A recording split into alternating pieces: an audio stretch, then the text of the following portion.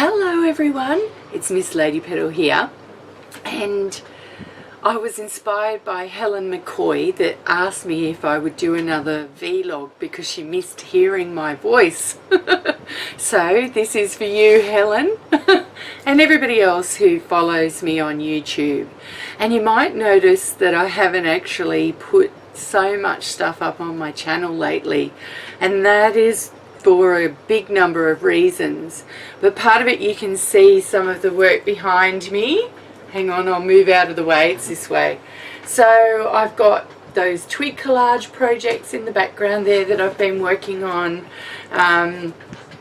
but also too I have things like this year my word for the year was given to me by Linda Council on the Spread the Word Facebook page, and I was saying there that everybody was finding this word for the year and I didn't have one, and I didn't get anything. And then she said to me, I just feel that your word for this year is bold. I just got it from you when I watched you on Periscope, and your word is bold. And I thought to myself, yes, I think I probably need to be bold to do what I want to do. And I can't believe the results that I've gotten by being bold in the last 10 days. Just 10 days. So number one, I got in contact with the director of Canefield's Clubhouse, and he had been looking for an art teacher back in October of last year. And he said to me, when I approached him at the time, he said, give me a call, I'd like to do business with you. And at the time I was employed full-time, so it wasn't something that I could do. And then when I lost my job and went through a real kind of dark patch for a while of feeling that I just wasn't good enough and was a failure, as we all have experienced and do, I really got into the space of studying for my art diploma, and I'm now on track to have that completed in 6 months instead of the recommended 12 and even the 2 years that they give you to do it. And it's been a punishing schedule, to say the least. I'm saying a lot. I hate it when I say Gosh, you know what? Those of you that watch, count how many I say in this vlog and you'll realise how tired I am. Because I try never to say and I hate that in myself. And comment on how many you hear. So anyway, I contacted Jack from Canefield's Clubhouse, where in my local area, which is a clubhouse run by the mentally ill for the mentally ill to promote mental health and the needs of the mentally ill, and reintegrating them into society. It's an amazing concept, and it is so different from the, say, clinical treatment of mental illness. And oh gosh, I just love what they're doing in that space. And having art there as an activity is really important to them. So I contacted Jack the day after Linda gave me that word bold, and said to him, look, Jack, just wondering, are you still looking for an arts teacher? And he said, no, I'm not actually.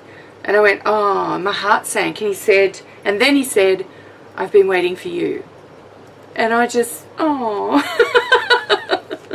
So, you know, that place had been held for me, even though I hadn't pursued it when I should have. And that doesn't always happen. And it just highlights to me that what I'm doing is the right thing, because doors open unexpectedly when you're obedient and you do what you're supposed to be doing. You know, you're following that purpose and you create possibilities for yourself. So the day after that, I went and had a meeting with Artisability in Ipswich, and I'm now an arts teacher with Artisability in Ipswich, and I'm teaching the disabled and mentoring some disabled students that seriously want to make it in the commercial art scene, and mentoring them through that process, along with Naomi who's known online as Omi Lee, who's a wonderful abstract artist, and we're working together on that Ignite program later in the year. But that's an exciting thing that I'm doing, so I'm working in Ipswich as well. And then one of my really good friends, Stacey, she said to me, have you thought of the Logan Women's Health and Wellbeing Centre based in Springwood, which is right up the road from me? And I went, no, thank you for letting me know. Anyway, I had a meeting with Stacey Ross, the director there, yesterday, and oh my goodness, things are going on at an incredible clip. Essentially it was like, when can you start? We love what you're doing. The counsellors had a look at my work and what are you doing? Now I need to urgently finish my art therapy studies. I have 3 subjects to go and then I'm finished, and I'm working really hard on that at the moment. And I've just had a planning day today for all 3 of those places where I have to put programs together and calendars, and oh my goodness, I'm just really really tired right now, and thought that I would do this. And to top it off, in Australia, in Queensland at the moment, it's like 38 degrees Celsius and it's about 80% humidity or higher. So think about that in Fahrenheit, do the sums or the maths. I know you guys in the northern hemisphere, some of you are under snow right now. Well, I'm sweltering, and in fact I'm sitting here with the fan on, and if you can hear that hum in me, I can't turn the fan off, otherwise I would just cook to death. But it is so hot here at the moment, which is why my hair is all bound up in a bandana, because it keeps my hair off my face and absorbs moisture and just basically leaves me. The humidity is making my hair look like, you know, a frazzled mess. So it's really good for painting too, so I don't manage to get, you know, paint in my hair or anything like this. So it's kind of my artist garb that I'm doing at the moment when I'm painting and creating and furiously planning and teaching. I kind of wear an apron and a bandana and whatever, because I was finding, well, I've splattered all my clothes and my hair, my face, my feet, my everything in my first couple of lessons. So I've already started teaching at Canefields. I'm in the planning stages with Artisability, and I'm also in some serious planning and funding stages for Logan Women's. And can I tell you, there's some exciting projects that we are looking at in all 3 of those spaces. And when we have a look at the funding for that, it's amazing. Amazing. And I'll definitely be looking at exhibiting this year some of my work, but particularly my students' work, and really getting a name, you know, promoting the arts therapy space within this region. There's a crying need for it, and I really cannot get over how desperate some organisations have been for someone like myself to come in and start helping the people in the organisation connect with their creativity, but do it from a clinical perspective with that training behind you, so that when things come up, as they do, as just in normal teaching art journaling, that's what led me into art therapy. Just art journaling and seeing what my students were saying anecdotally about what they got out of the lessons was really much from a clinical and health and healing perspective, and that made me want to get into the art therapy space, where you don't actually have to be an artist to do it at all. You connect with your creativity, and it's an amazing avenue for people who don't have the opportunity or don't have the resources, or essentially have squashed that part of themselves for the better part of their lives. It's a very Western culture kind of perception, and I find that people are just really thirsty. They're thirsty, and although I'm part of an incredible community online where I have some of my best friends in that space, my local area needs me as well. I didn't realise that, but I found it, which is an amazing thought to contemplate that, you know, I can be a part of Be the Change in Logan where I live. So yeah, that's the big things that, and you know, all of that has taken a lot of my time and energy, and I've found that, you know, I'm exhausted by the end of the days. By the end of each day, I'm completely exhausted. So something that's a little bit shallower and not so much in the, you know, life has meaning and purpose space. Yesterday my Schminker watercolours arrived, my Horodom Schminker watercolours, and there we go. We'll just open them up, the 48 pan. So that pan there in Australia is worth about $548. So that's a lot of money, right? In the States it's about $300 plus for that pan set. But these are the highest quality pigments, and unlike even Daniel Smith watercolours, these half pans have the intensity of the tubes. So Schminker are the only brand that has the intensity of the tube in with the half pans, and I've previously really only gone with tube paints up until now, but I couldn't fit 48 tubes in that space and take it with me in my handbag, and that's why I'm going the half pans, because I'm getting a little bit more into urban sketching, and I'm going to be teaching my students that, and I like using my watercolors in my urban sketches this year. And like, I tell you what, I've been waiting for that for a long time, but thank you, Canson Australia, you're amazing. I didn't have to pay that money for that. It was part of my design team allowance from last year when I was on the Canson design team. And you never know, I may apply for it again this year. They haven't done the call out for it yet, but it would be awesome if I did. And I would be seriously really busy with all the work in the art therapy and art teaching space, and then design teams and stuff like that. So yeah, I'm in the prospect of being a full-time employed working artist and art teacher and art therapist, and that in the space of 10 days is incredibly daunting. And I remember exploring in my art therapy studies my worry that I wouldn't be able to use my art to help feed my family, which was one of my goals. Not only was my goal to make a difference in my community, but you've got to put your family first. So it's family first, then community.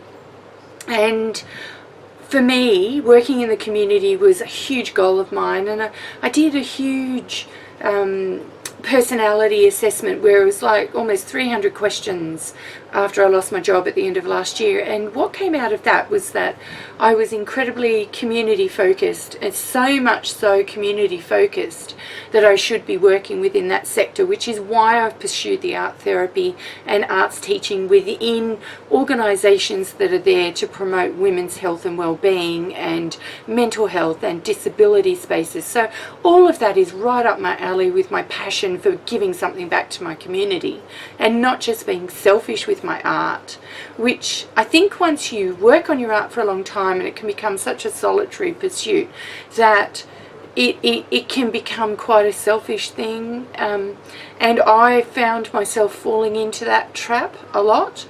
So I find now that I'm able to temper that in myself and really work hard to make life better for others through creativity and art, and help them explore and find their own art journey and niche, and develop their skills and talents to achieve what they want to achieve with their lives, which is just like, and I don't know, it just chuffs me.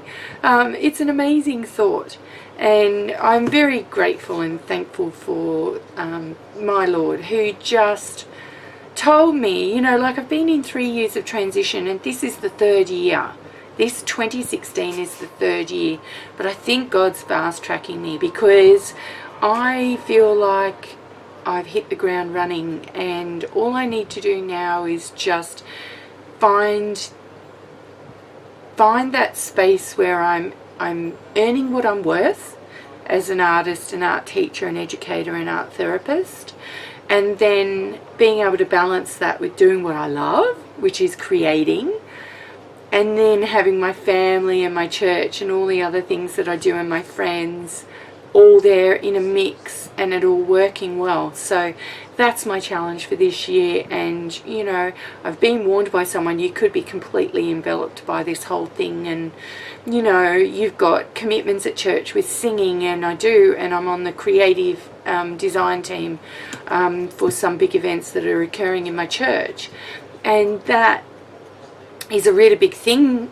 and takes up a wads of your time. But one thing that I'm finding is that God's bringing me people who are amazing and who will work with me and do amazing things. So I really am so grateful and thankful. I'm glad that some of you find me inspiring. There are so many people that I feel inspired by myself and this creative community. Can I just say, I love my creative family. Those of you that are artists and creative people, I find you so loving and so caring and so supportive and so encouraging. And I tell you what, I couldn't have done this without you, and I don't say that lightly. I'm not one for platitudes, and I'm not one for just saying cliches. But if I hadn't have had the support of a lot of amazing people online that just believed in me for the last many years while I've been embarking and learning and training, and I'm still doing that, I don't think I would have gotten here. I don't think I would have dared to dream, and I don't think that I would have acted on those dreams.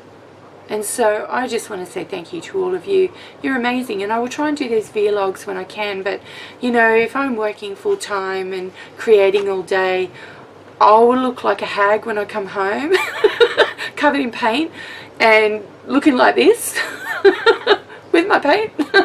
But very happy. I will try and do that, and what I'm going to try and do is bring you some clips from some of the environments that I'm doing and feature them on my channel this year, because some of those people that I'm working with deserve a shout out for being bold, for being creative, for wanting to learn and to be better people, and to just do something with creativity this year. So I hope to do some spotlights on my channel about things like that, and I can't wait because I want to spotlight some of the organisations that I'm working for, and I hope to give them a plug and a sound out, and that will be an amazing thing. Alright then, ciao for now. Remember, learn something new today. It keeps you young, and boy do I feel young at the moment because all I'm doing is learning right now. So ciao for now, and have a wonderful day, a wonderful week, and a wonderful 2016.